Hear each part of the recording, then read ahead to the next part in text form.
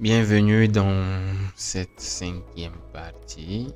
Euh, Dans cette partie, nous allons essayer de nous connecter en tant que gestionnaire de caisse, comme je l'avais dit dans la précédente vidéo, et essayer de voir comment est-ce que ces derniers doivent gérer les sorties de caisse.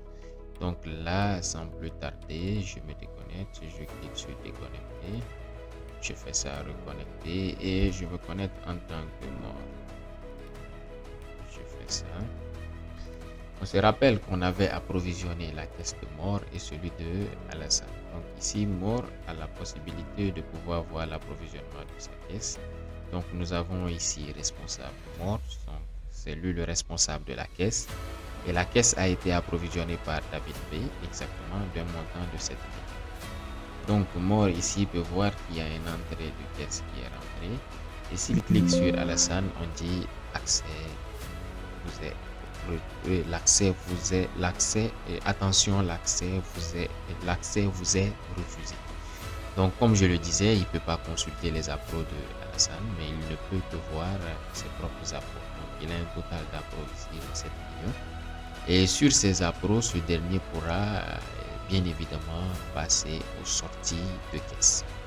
Donc ici, en cliquant sur l'onglet sortie de caisse, et je rappelle que je suis connecté en tant qu'utilisateur mort, et l'utilisateur mort qui est un gestionnaire de caisse. Donc ce dernier ici peut évidemment voir uniquement que c'est sorti, donc c'est vite. S'il essaie de voir les sorties également de son collègue Alassane, il n'a pas le droit de pouvoir consulter les sorties ou les données d'Alassane. Donc ici, nous allons faire un ajout de sortie. Supposons que ce dernier comment nous appelons, à une facture qu'il doit sortir un montant pour donner à quelqu'un de l'entreprise pour pouvoir se rendre faire, je sais pas, faire une activité ou que nous avons une urgence ou nous avons besoin de l'argent. Donc ce dernier ici, il clique sur nouveau. Il sélectionne bien évidemment une date, la date à laquelle la sortie a été faite. Il met ici la description. Moi, je mets ici tout simplement mission 1.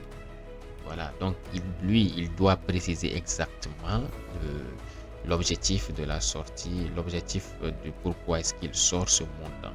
Il doit mettre soit le numéro de la facture, les détails, tout ça, le pourquoi exactement. Il doit bien préciser au niveau de la description.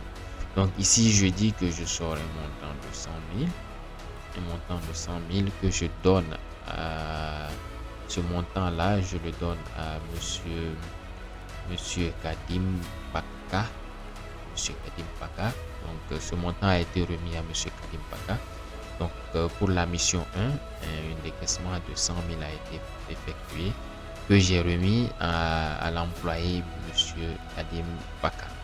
Donc, une fois validé, vous allez voir ici que si je sélectionne mot, nous avons bien ici la sortie de Moore qui a sorti ici à 17h47, qui a ici sorti de caisse pour un justif nommé mission 1 à un montant de 100 000 francs qui a été remis à un certain Adim Paka.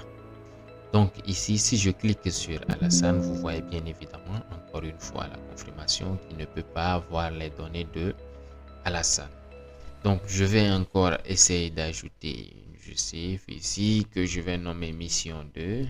Mission 2. Et ici, je vais dire par exemple que c'est 250 000 francs. 250 000 francs que j'ai remis à Kakatina ou que j'ai remis à David B. Je sélectionne David B.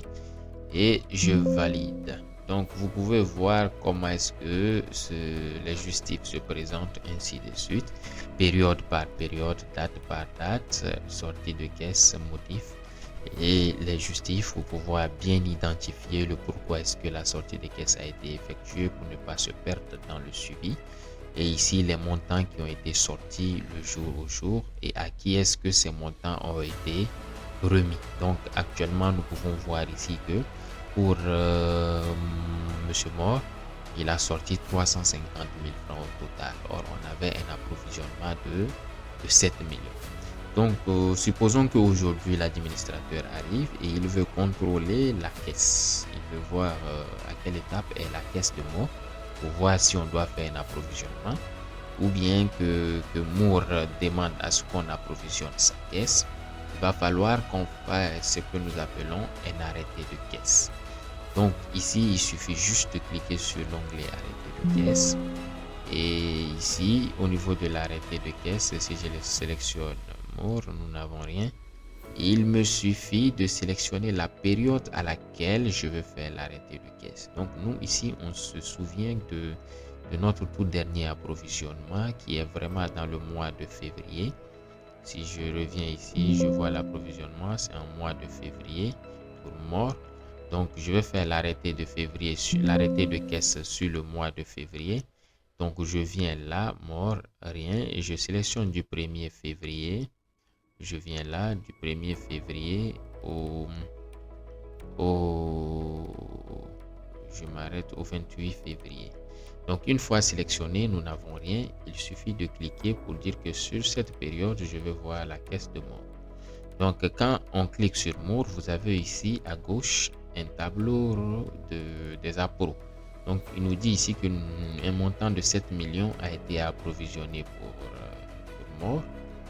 Et ici, nous avons le total sorti avec les justifs, une totale sortie de 350 000 francs. Donc, on a approvisionné sa caisse de 7 millions à une date. Et lui, il s'est chargé de faire un total de sortie de 350 000 francs. Donc, on a l'état actuel de la caisse à chaque moment où nous faisons l'arrêté de caisse pour pouvoir vérifier la caisse d'un élément précis. Donc ici, nous pouvons voir que dans la caisse, nous devons avoir un montant restant de 6 650 000 francs.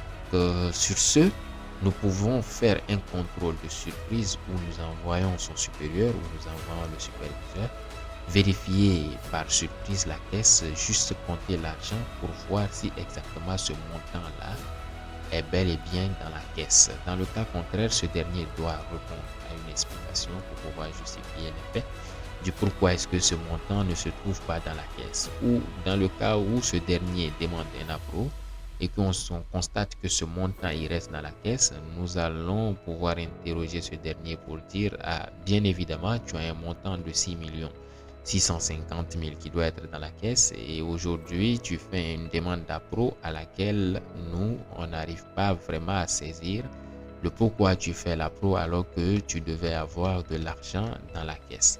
Donc, ce dernier doit pouvoir expliquer et se justifier. Sûrement, peut-être que ce dernier a une facture, nous ne savons pas, a une facture de sortie de 10 millions, alors que sa caisse est de 6 millions. Donc, bien évidemment, ce dernier doit faire un appro, doit faire une demande d'appro de caisse. Donc, par justification, on pourra juger bon d'approvisionner rapidement sa caisse parce que peut-être c'est pour sortir un montant de 10 millions et que sa caisse n'y dispose pas. Donc, il y a diverses raisons par rapport à ça, pas forcément une disparition de fonds. Donc, sur ce, voici comment il faut faire la sortie de caisse et en même temps l'arrêté de caisse, le contrôle. Et l'administrateur, lui, il a la possibilité de voir directement toutes les caisses. Ici, c'est parce que je suis connecté en tant que monsieur Moore que j'ai juste la possibilité de faire l'arrêté de caisse de Moore. Mais si j'étais connecté en tant qu'administrateur, j'ai la possibilité de consulter et en même temps la caisse de M. Alassane et en même temps la caisse de M. Moore, ainsi de suite. Si nous avons plusieurs gestionnaires de caisse, on peut directement faire l'arrêté de caisse de tous ces éléments pour y contrôler. Ce qui est très important de pouvoir contrôler ça chaque jour à la fin, vers la fin de l'heure, chaque jour ou chaque matin pour pouvoir exactement suivre l'évolution de la caisse en interne des entreprises. Donc, sur ce, je reviens toujours sur ma chanson. Veuillez vous abonner, connectez-vous, abonnez-vous, likez autant pour moi, partagez et surtout n'hésitez pas à laisser des commentaires si vous avez des questions à poser. Nous allons répondre à ces questions et vous accompagner sur cette formation. Pour ceux qui ont besoin de ce système au sein de leur entreprise et qui veulent que nous les accompagnions, veuillez nous contacter sur le 77 416 37 11. Ceux qui sont à l'extérieur du Sénégal ou de Dakar, vous pouvez nous contacter sur le plus 221 77 416 37 11. C'est le même numéro, juste ajouter l'indicatif plus 221 et soit nous laisser un message via WhatsApp ou message simple et nous nous chargerons de rentrer en contact avec vous et voir et vous présenter les conditions et voir les mesures dans lesquelles nous allons nous déplacer ou nous allons trouver une solution pour vous mettre en place ce système avec une formation plus approfondie. Merci et à la prochaine épisode où nous allons complètement attaquer la partie gestion de stock au sein de l'entreprise. Et je rappelle que le système est adapté pour tout type de vente d'articles. Mais ici, nous avons décidé dans cette série de vidéos de pouvoir gérer la partie gestion des bouteilles de gaz pour voir comment est-ce que les entreprises de gestion de gaz pourront s'adapter à ce système. Bien évidemment, lorsque nous finirons ces séries de vidéos, nous pourrons peut-être encore recommencer pour définir peut-être la vente des boissons ou la vente de quelque chose d'autre pour pouvoir vous montrer comment est-ce que ce logiciel est très exceptionnel et pourra s'adapter à tout type d'activité. Sur ce, je vous dis merci et à la prochaine épisode. Merci.